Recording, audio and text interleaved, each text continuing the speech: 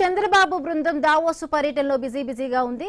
World economic forum సదస్సు సందర్భంగా రాష్ట్రానికి భారీ పెట్టుబడులే లక్ష్యంగా ముఖ్యమంత్రి చంద్రబాబు వరుస భేటీలు నిర్వహిస్తూ ఉన్నారు.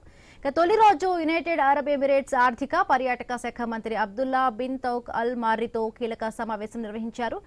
ఏపీ యుఏఈ మధ్య ఆర్థిక భాగస్వామ్యాన్ని మరింత బలోపేతం చేయడంపై చర్చించారు.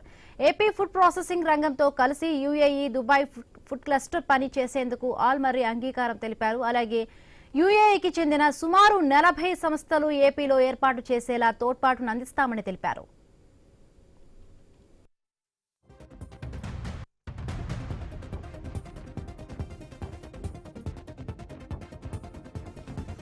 ఆహార భద్రత, లాజిస్టిక్స్, పోర్ట్ ఆధారిత పరిశ్రమలు, పునరుత్పాదక శక్తి, పట్టణ అభివృద్ధి, పర్యాటకం, మౌలిక వస్తువుల రంగాల్లో పెట్టుబడుల అవకాశాలను ఆల్మరీకి ముఖ్యమంత్రి వివరించారు. యుఏఈకి చెందిన షెరాఫ్ గ్రూపు ఏపీలో మల్టీ మోడల్ లాజిస్టిక్స్ పార్క్ ఏర్పాటు చేయాలనే ప్రతిపాదనపై చర్చ జరిగింది. లైట్ గేజ్ స్టీల్ ఫ్రేమింగ్ సాంకేతికతతో అమరావతిలో ఆధునిక నిర్మాణ యూనిట్ ఏర్పాటు, డీపీ వరల్డ్తో కలిసి ఏపీలో పెద్ద స్థాయి పోర్ట్ టెర్మినల్స్, లాజిస్టిక్స్, మౌలిక వస్తువుల అభివృద్ధి, ఏడీ ఎన్ఓసి సంస్థ ద్వారా ఫ్లోటింగ్ స్టోరేజ్ రీగ్యాసిఫికేషన్ యూనిట్ ఏర్పాటు, విశాఖలో Lulu group mega shopping mall నిర్మాణంపై చర్చించారు.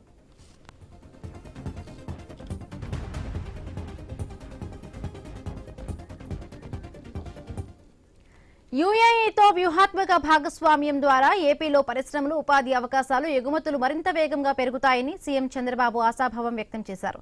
దీనిపై సానుకూలంగా స్పందించిన యుఏఈ మంత్రి అబ్దుల్లా బిన్ తౌక్ అల్ మరీ భవిష్యత్తులో యుఏఈ ప్రభుత్వంతో పాటు ప్రముఖ సంస్థల భాగస్వామ్యాన్ని మరింత విస్తరించేందుకు పూర్తి సహకారం అందిస్తామని హామీనిచ్చారు.